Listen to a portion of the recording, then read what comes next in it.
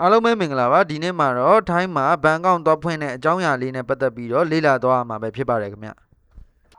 ဘလို့ငွေလွှဲမှုပုံစံမျိုးလာလောက်တာပါလဲခင်ဗျ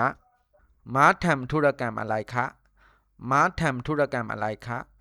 မားထမ်ธุรกรรมอะไรคะบန်အကောင့်လာဖွင့်တာပါခင်ဗျมาเปิดบัญชีครับมาเปิดบัญชีครับมาเปิดบัญชีครับคิวนำมาเย็นในบาเช่กดบัตรคิวก่อนค่ะกดบัตรคิวก่อนค่ะกดบัตรคิวก่อนค่ะထိုင်ဆောင်ပါအောင်ရှင်นั่งรอสักครู่นะคะนั่งรอสักครู่นะคะนั่งรอสักครู่นะคะနံပါတ်စဉ်121ကောင်တာနံပါတ်3တို့ကြွပါရှင်မိုင်းเลข121ชิงช่องบริการที่3ค่ะหมายเลข121ชิงช่องบริการที่3ค่ะหมายเลข121ชิงช่องบริการที่3ค่ะพาสปอร์ตနဲ့ work permit ယူလာလားရှင်เอา passport กับ work permit ด้วยไหมคะเอา passport กับ work permit ด้วยไหมคะเอา passport กับ work permit ด้วยไหมคะကင်မရာကိုကြည့်ပါရှင်มองกล้องค่ะมองกล้องค่ะมองกล้องค่ะဒီနေရာမှာဖုန်းနံပါတ်ရေးပြီးစိုင်းထိုးပေးပါရှင်เขียนเบอร์โทรศัพท์และสิ้นชื่อตรงนี้ค่ะเขียนเบอร์โทรศัพท์และสิ้นชื่อตรงนี้ค่ะเขียนเบอร์โทรศัพท์และสิ้นชื่อตรงนี้ค่ะพาสปอร์ต5လုံးရေးပေးပါရှင်กดรหัสผ่าน5ตัวค่ะ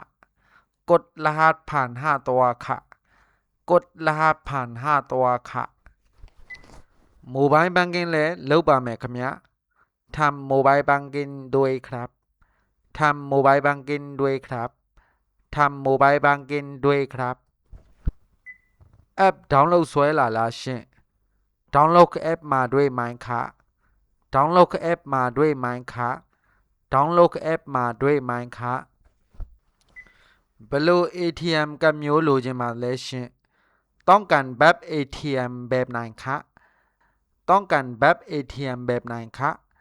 ต้องการแบบ ATM แบบไหนคะအနည်းဆုံးငွေ900ဘတ်ထည့်ထားရပါမယ်เงินฝากขั้นต่ำ500บาทเงินฝากขั้นต่ำ500บาทเงินฝากขั้นต่ำ500บาทဝန်ဆောင်က150ဘတ်ကျပါတယ်ရှင်ค่าธรรมเนียม150บาทค่ะค่าธรรมเนียม150บาทค่ะค่าธรรมเนียม150บาทค่ะစုစုပေါင်း650บาทကျပါတယ်ရှင်ยอดรวม650บาทค่ะยอดรวม650บาทค่ะยอดรวม650บาทค่ะပြီးစီးသွားပါပြီရှင်ဝန်ဆောင်မှုကိုအသုံးပေးတဲ့အတွက်ကျေးဇူးတင်ပါတယ်ရှင်เรียบร้อยค่ะขอบคุณที่ใช้บริการค่ะเรียบร้อยค่ะขอบคุณที่ใช้บริการค่ะเรียบร้อยค่ะขอบคุณที่ใช้บริการค่ะဒီလိုထိုင်းစကားနဲ့ပတ်သက်တဲ့အကြောင်းအရာလေးတွေကိုအမြဲတင်ဆက်ပေးသွားမှာဖြစ်တာကြောင့် like and follow လေးလုပ်ခဲ့ပေးဖို့မမေ့ပါနဲ့ဦးခင်ဗျ